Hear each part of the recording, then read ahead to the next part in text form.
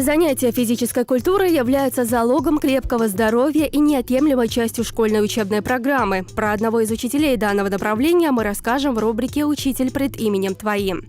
В рамках года профсоюзной информации в ноябре прошел республиканский конкурс «Лучшей уполномоченной первичной профсоюзной организации по информационной работе».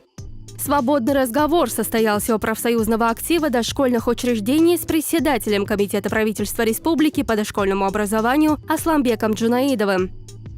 Очередная информационно-деловая встреча состоялась в Доме профсоюзов с директором Центра оценки качества образования Шахрудином Шагидовичем Бичиевым, который знает проблемы образования изнутри. В рубрике «Профответ» профсоюзные юристы ответят на любой вопрос в сфере охраны труда, социального блока, пенсионного обеспечения и на другие вопросы. По вашей просьбе профсоюзного актива работников дошкольного образования, сегодня у нас проходит информационно-деловая встреча с председателем Комитета по дошкольному образованию правительства Чеченской Республики Джунаидовым Асламбеком Сергеевичем. У нас уже не раз проходили встречи, он перед нами охотно выступает всегда, но непосредственно с работниками дошкольных учреждений, непосредственно со всеми председателями, профсоюзными активистами, руководителями дошкольных образовательных учреждений. Мы впервые, такую встречу для вас организовали и надеемся, что она пройдет для вас полезно. Мы очень просим вас, активно выслушать, задавать вопросы, не стесняясь все, что вас интересует, касающиеся всех сторон жизни коллектива, в том числе вашей заработной платы, условий труда, всего, что у вас возникает трудности для того, чтобы вы могли эффективно и творчески работать. Свободный разговор состоялся в конце ноября у профактивистов актива дошкольных учреждений с председателем Комитета правительства Республики по дошкольному образованию Асламбеком Джунаидовым. Это не первая подобная встреча. Глава ведомства рассказал о том, что происходит в системе дошкольного образования, а участники встречи задавали актуальные вопросы. Надо отметить, что встречу организовал профсоюз образования. Асламбек Джунаидов поделился интересной информацией, касающейся состояния дел в системе дошкольного образования, о периодах его становления и этапах развития. Он отметил большое внимание, уделяемое дошкольному образованию главой Чеченской Республики и куратором Зарган Кадыровой, благодаря чему республика является лидирующей в стране по строительству и развитию дошкольного образования. Выступая перед участниками, Джунаидов, напомнив о прошлом в системе дошкольного образования, проинформировал, что на сегодня в республике насчитывается 432 дошкольных образовательных учреждения с охватом более 76 тысяч детей. За 5 последних лет построено 265 новых зданий, а за 2017 год введено в строй 78 детских сада. Он также отметил, что средняя заработная плата работников дошкольных образовательных учреждений составляет более 18 тысяч рублей, и проблем с выплатой заработной платы нет. Заверил, что все социально-партнерские обязательства, оговоренные в соглашении, будут исполняться в полном объеме. Как мы к этому шли, что у нас получилось, и как мы к этому шли и действовали, то образование восстанавливать, есть неотъемлемая часть образования дошкольной, и более 70 учреждений Хайлер. В начале 2007 года отдельное ведомство, отдельный орган проблем, что я хдухаю, конкретно занимается комитет юстиции. В 2012 году Россия почала президента Путин указ отдел чулдяха и бог мелла жигал балдука устях бог бирой за эти коротенькие 5 лет 265 учреждений Хайлной. Если считать, что для этих 50 тысяч детей нужно было дополнительно 265 учреждений, создать там условия, Йохя ездишь, селя ездишь, чуах юрг мерк ездсан, кахемат 50 тысяч менг ездсан, отцел стол езд, ган езд, гюя езд, юрг езд, кружки езд, айк маар езд. Так, от чуах бах еще на эти 50 тысяч детей, итприт эзер белго хаят стан зарплат дал ез хаден беш коздуаз ахаужин яхняу цун харше ез. То есть уэй бин волбаха республика цун инил внимание терго и инзре йокю и мел йокюан элчи тахана анализа хичи ونوع چون الله تعالى он شوش يليق رجيون شعبين بات أتصل. И тем не менее расслабляться нельзя, отметил гость, потому что в республике с самой высокой рождаемостью в стране работа непочатый край. Цели и задачи комитета не только добиваться строительства новых садов, но и создавать условия для полноценной работы работников дошкольного образования. В частности, это касается работы с особенными детьми. Мы уже вплотную и конкретно должны будем заниматься уже оснащением, созданием условий для педагогических работников, опять-таки дополнительные условия для детей, для всех детей, и в особенности для детей с ОВЗ, с отклонениями в развитии, подготовка дополнительных специалистов именно по этому профилю, дефектолог, логопед и психолог,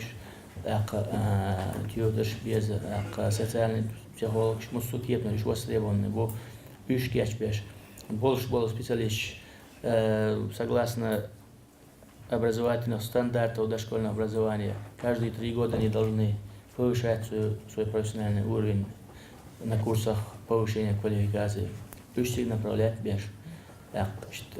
Соудалда сома уже на качество haygosh. Hayгдеза должны. Далее участникам встречи была представлена возможность задать гостю интересующие их вопросы. Вопросы поступали в письменной форме. В частности, они касались качества работы воспитателей и их трудоустройства. Несет ли ответственность работодатель, если заработная плата не выплачивается вовремя? Да, несет. Согласно действующему законодательству, заработная плата должна выплачиваться 2 раза в месяц. Аванс и потом на полная заработная плата. Аванс, аванс дала долина из уже на республиканском уровне Министерства финансов в начале месяца нам доводит определенные средства и что на авансирование заработной платы. В завершение Асламбек Джунаидов поблагодарил руководство Рессовета за организацию системных встреч с работниками дошкольных образовательных учреждений и призвал всех участников встречи подходить к своим обязанностям ответственно и работать на совесть, а также развиваться и повышать свои профессиональные навыки. Подобные встречи с руководителями не редкость для профсоюзных активистов. На таких открытых площадках можно задавать руководству напрямую, без бюрократических проволочек, вопросы, которые действительно волнуют педагогическое сообщество. В профсоюзе работников образования большое внимание уделяют конкурсам. Оно и понятно, соревнования всегда мотивирует, совершенствует мастерство. Для проведения очередного конкурса есть серьезные основания. 2017 год в профсоюзе образования республики объявлен годом профсоюзного пиар-движения. Проще говоря, годом профсоюзной информации. Как вы знаете, 2017 год профсоюза образования в Российской Федерации объявлен информационным годом. Наверное, вот этот конкурс итожит в какой-то мере наш информационный год. Вот этим конкурсом сегодня вы покажете свое мастерство, профессионализм, те результаты, которые вы достигли, обменяетесь опытом с коллегами. Участие ваше уже от района, конечно, это победа. Профсоюз и до этого много внимания уделял информационной работе. Обучал профактивистов пользоваться программами и приложениями. Для полноценной работы было запущено новое приложение Рессовет Инфо. Теперь же основной упор был сделан на работу по своевременному освещению деятельности профсоюза, регулярному обновлению сайтов. Главное – донести до адресата какие-либо нововведения, важную и актуальную информацию. Также год для работников аппарата Республиканского союза начался с районных выездов, где они изучали работу первичных организаций. В частности, контролировался вопрос о наличии и ведении страничек на сайтах образовательных учреждений, регулярного обновления информационных стендов. А в рамках года профсоюзной информации в ноябре прошел республиканский конкурс «Лучший уполномоченный первичной профсоюзной организации по информационной работе». В конкурсе приняли участие 12 уполномоченных. Участники провели презентацию своей деятельности, подробно рассказали об особенностях работы в своих первичках. Профсоюз, можно сказать, наша семья. Мы как в семье, можно сказать, поддерживаем друг друга. У нас есть свой девиз: чего не сможет один, сможем вместе. Это наш профсоюзный уголок. Профсоюзный уголок у нас висит в коридоре, потому что этот уголок должны видеть не только учителя, но и школьники, также гости, которые к нам приходят. Бывают родители, чаще всего приходят, они тоже видят все это. У нас есть свой кружок, можно сказать, в неделю один раз мы собираемся. Всего участников профсоюзной деятельности у нас 76 человек. Одно из важнейших условий эффективной деятельности профсоюзной организации – это хорошо налаженная информационная работа. Все зависит от информационного работника, можно сказать, будущее. При оценке конкурсантов были взяты во внимание представленные папки, содержащие информационный материал, ораторское мастерство и творческий подход конкурсанта к изложению рассказа о проводимой работе, качество и содержание информационного стенда и странички на сайте. Как заведено в профсоюзе образования, в обиде не остался никто. Участники, не попавшие в финал, также были вознаграждены для дальнейшей мотивации участия в конкурсах, которые периодически проводятся в Доме профсоюзов.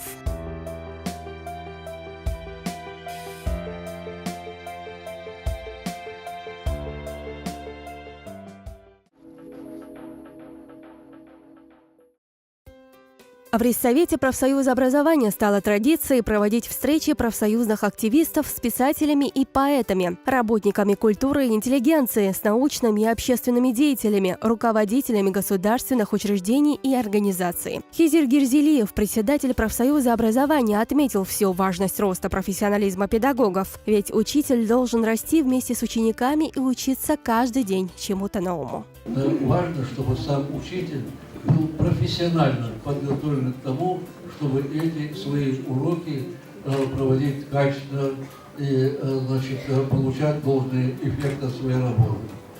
Сегодня мы вновь пригласили, делаем это с большим удовольствием, Бичаева Шахруди, директора нашего центра, республиканского центра качества образования, с тем, чтобы он еще раз более широкому кругу нашего профсоюзного актива поделился тем, какое участие Шахруди может быть профсоюзная организация, первичная профсоюзная организация, профсоюзный комитет.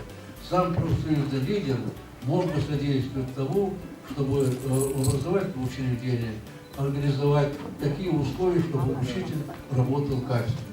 Очередная информационно-деловая встреча состоялась 9 ноября 2017 года в Доме профсоюзов с директором Центра оценки качества образования Шахрудином Шагидовичем Бичиевым, который прошел путь профессионального становления от рядового учителя, зауча до директора школы и проблемы образования знает изнутри. Я очень надеюсь, что найду сегодня в ваших умах взаимопонимание, и когда вы вернетесь своей школой, если вы посчитаете это нужным, вы примете определенное участие в этом проекте. В своем выступлении Бичиев отметил первостепенную роль школьного учителя во всей системе образования. Привел примеры того, как от профессиональной подготовки учителя, от владения им методикой преподавания напрямую зависит успех ученика, качество его знаний. Подробно рассказал о новом проекте региональной системы учительского роста и как данный проект планируется внедрять в систему образования нашей республики. Региональная система учительского роста – это проект региональный, в котором участвуют все учителя математики, русского языка и истории Чеченской Республики. Проект достаточно долгосрочный, он будет идти несколько лет. И в рамках этого проекта раз в 1,5 месяца учителя истории русского языка и математики в районных отделах управления образованием собираются на диагностику, выстраивается определенная работа по повышению качества предметной компетентности учителя, то есть определенные какие-то учителю приходится прилагать усилия. Демонстрируя на слайдах итоги проводимой работы, на примере общеобразовательных учреждений одного из районов республики показал, как сотрудниками центра исследовались вопросы компетентности учителя. Поделился вопросами, какую работу по профессиональному росту учителя проводит Центр оценки качества образования и как данную работу необходимо строить с учителем в коллективе образовательного учреждения. Бичиев призвал профсоюзных активистов всячески оказывать содействие в повышении профессионального роста учителя, помогать создать создавать условия для самообразования учителя, для его профессионального роста, поддержать новый проект. Далее в Доме профсоюзов состоялось вручение наград победителям республиканского конкурса «Лучший коллективный договор образовательного учреждения». Прошел республиканский конкурс «Лучший коллективный договор образовательного учреждения». Он у нас проходит как в районном масштабе, так и в республиканском. Потом победитель нашего конкурса, мы его предоставляем на отраслевой конкурс Федерации профсоюзов Чеченской Республики. В этом году в конкурсе принимали участие 18 человек на республиканском уровне, то есть каждый район представил своего конкурсанта.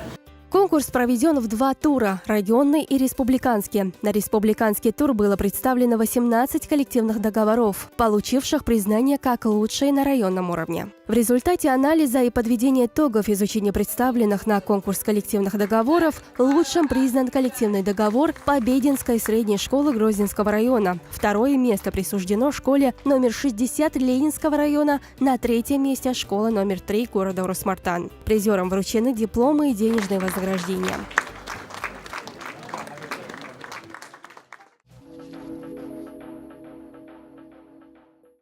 Я председатель первичной профсоюзной организации в школе. Есть ли у меня право на кратковременное освобождение от основной работы для участия в работе конференций, обучающих семинаров и прочих мероприятий, организуемых, проводимых профсоюзом? Да, такое право есть, и отображено оно в нескольких документах. Первое. В соответствии со статьей 374 Трудового кодекса Российской Федерации, члены выборных органов профсоюзных организаций, не освобожденные от основной работы, освобождаются от нее для участия в качестве делегатов в работе созываемых профсоюзами съездов, конференций, для участия в работе выборных коллегиальных органов профессиональных союзов, а в случаях, когда это предусмотрено коллективным договором, также на время краткосрочной профсоюзной учебы. Условия освобождения от работы и порядок оплаты времени участия в указанных мероприятиях определяются коллективным договором. Аналогичные гарантии работникам, входящим в состав профсоюзных органов и не освобожденным от основной работы, закреплены и в статье 25 Федерального закона о профессиональных союзах, их правах и гарантиях деятельности. И третий документ – это отраслевое соглашение, заключенное между Чеченской республиканской организацией Общероссийского профсоюза образования и Министерством образования и науки Чеченской Республики сроком с 2016 по 2019 годы. В соответствии с пунктом 10.2.3 этого соглашения члены выборных профсоюзных органов, уполномоченные первичных профсоюзных организаций, освобождаются от основной работы с сохранением среднего заработка для выполнения общественных обязанностей в интересах коллектива работников и на время краткосрочной профсоюзной учебы на условиях, предусмотренных законодательством Российской Федерации с соглашением, коллективным договором не менее чем на 20 дней в году. Какова норма убираемой площади для уборщицы в школе? Должность уборщика служебных помещений устанавливалась из расчета 0,5 единиц должности на каждые 250 квадратных метров убираемой площади, но не менее 0,5 единиц должности на школу. В общеобразовательных школах, в которых проводятся занятия учащихся во 2-ю, 3-ю смены, а также имеются группы продленного дня, дополнительно устанавливаются должности уборщика служебных помещений из расчета в школах, работающих 2 смены, 0,25 единиц должности на каждые 250 квадратных метров, а в школах, работающих более 2 смен или имеющих группы продленного дня, 0,5 единиц должности на каждые 250 квадратных метров убираемой площади. То есть фактически установленная норма убираемой площади равна 500 квадратным метрам за ставку заработной платы. Можно ли допускать работника к выполнению своих обязанностей без оформления трудового договора? Работодатель вправе допустить работника до работы без оформления письменного трудового договора, но должен оформить трудовой договор в течение 3 рабочих дней. При этом трудовой договор считается заключенным с момента допуска работника к работе. Однако важно понимать, что в такой ситуации трудовые отношения между работником и работодателем возникают только в случае, если работника к работе допускает то лицо, которое вправе заключать трудовые договора от имени организации. Если о вашей работе не знают уполномоченные на заключение трудовых договоров лица, то трудовых отношений между вами и работодателем не возникает, и последний не обязан оформлять с вами трудовой договор. Однако и в такой ситуации вы вправе требовать оплату за свой труд. Оплата труда должна будет производиться в соответствии с установленными у работодателя расценками, но не ниже, чем МРОТ.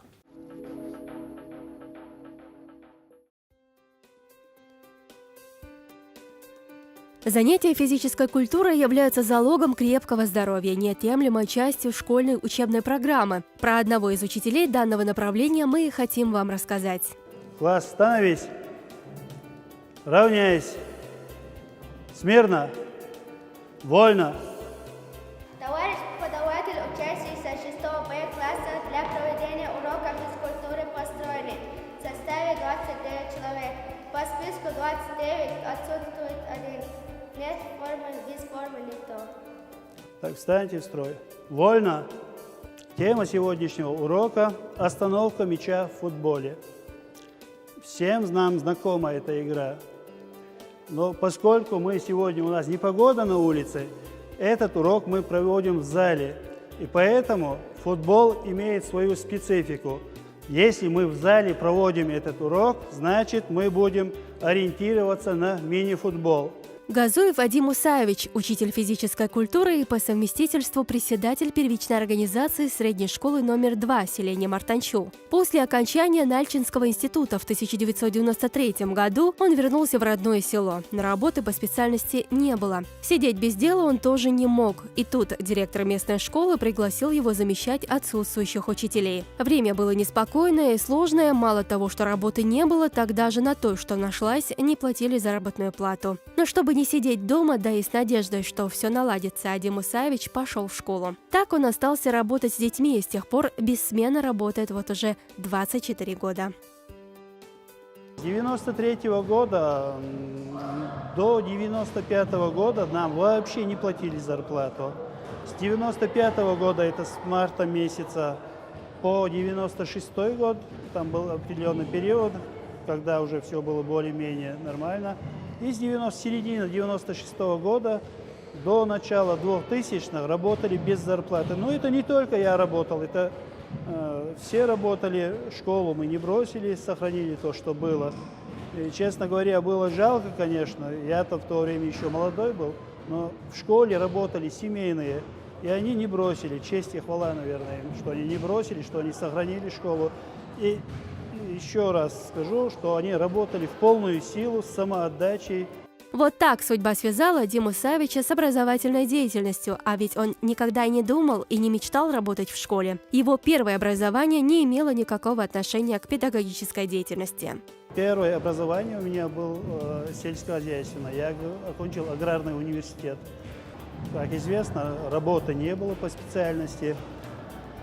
И директор этой школы меня позвал, чтобы я замещал отсутствующих учителей. Ну, так как трудное было в то время, трудно было всем, но пришлось их замещать.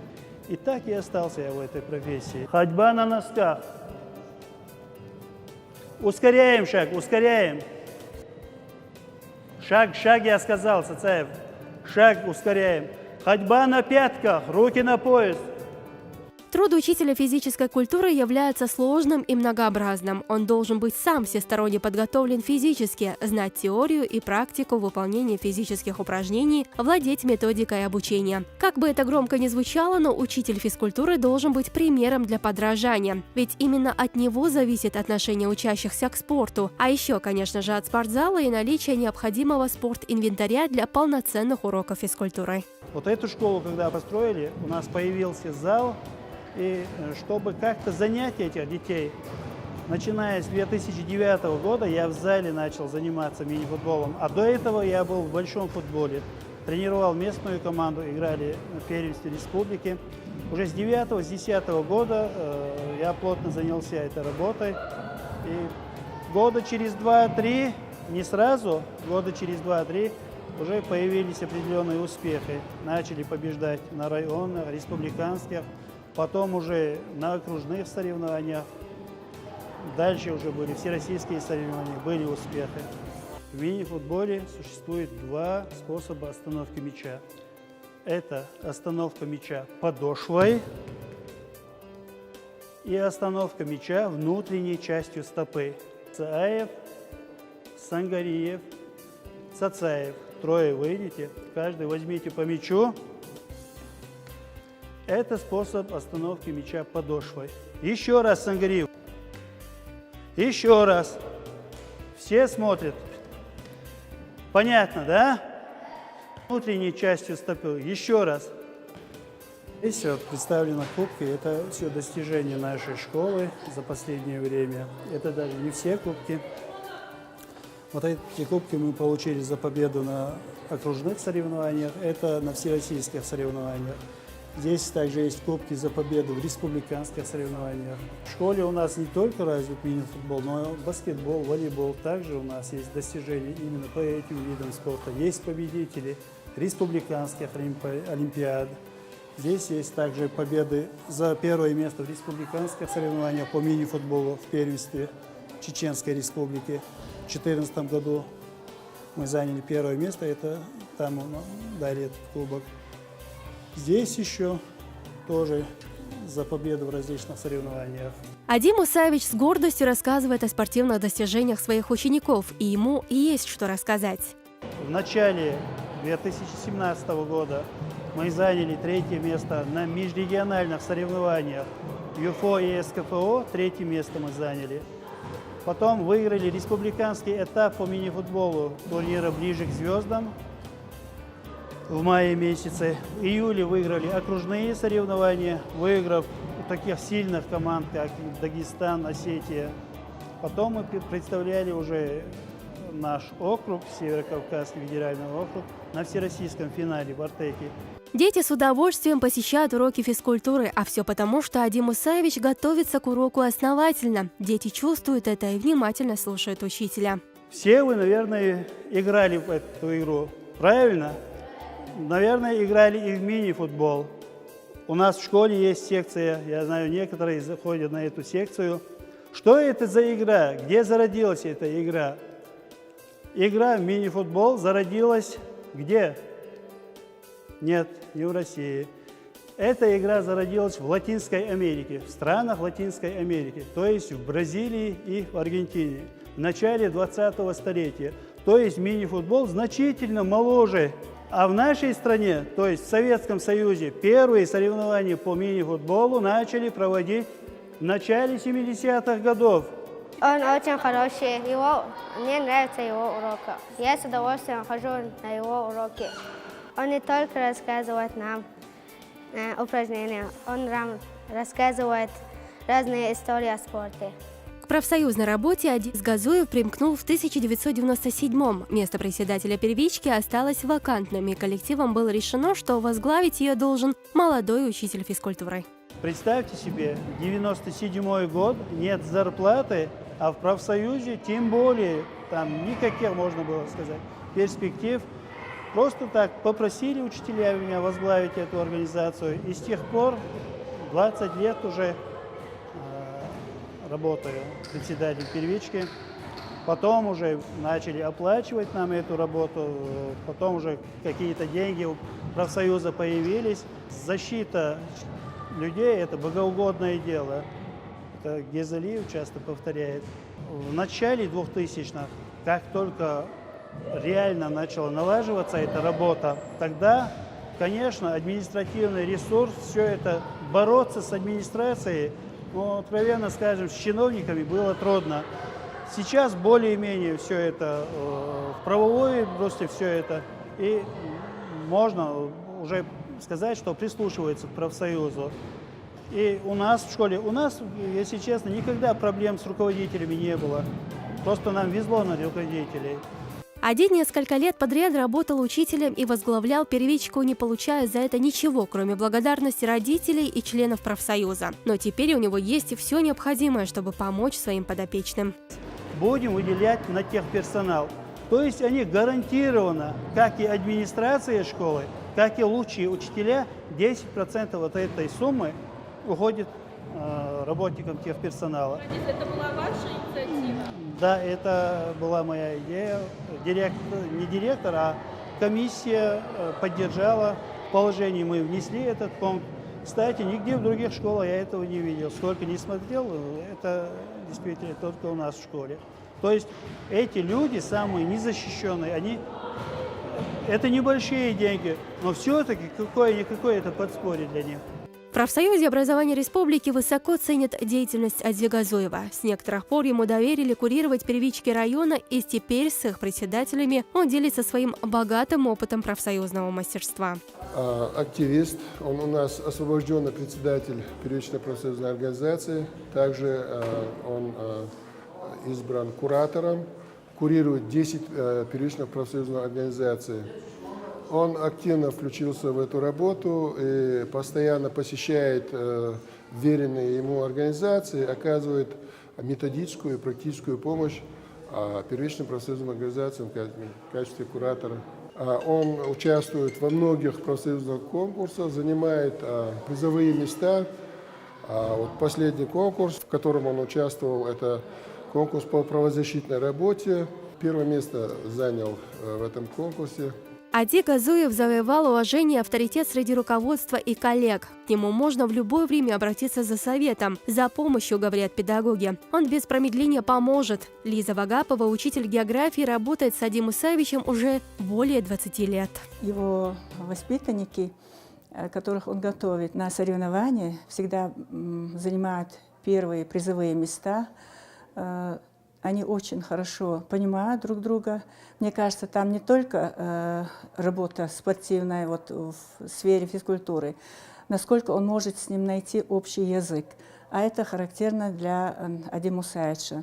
Он очень уважаем в коллективе, а как лидер профсоюза он помогает во всех вопросах, все школьные проблемы решает. И вот у нас всегда, когда мы обращаемся к нему по любому вопросу, мы находим положительный ответ у него. Когда-то любимые уроки наших родителей у современной молодежи популярностью не пользуются. Какой должна быть физкультура 21 века? Чего ждут дети и на что способны педагоги? Уроки физкультуры должны содержать в себе развлечение и пользу одновременно. Только тогда возможно привлечь учащихся на уроки физкультуры. Ади Мусаевич это прекрасно понимает, и каждому классу, в зависимости от возраста учеников, у него определенный подход, свои требования и, главное, формирование мотивации. Каждый человек в своей жизни встречается с большим количеством учителей, преподавателей, и, наверное, учителем можно назвать того человека, который оставил добрый след в душе ребенка, помог сделать выбор, который в любую минуту мог помочь, поддержать советом. Именно такие педагоги, как Ади Газуев, составляют золотой фонд учителей нашей республики.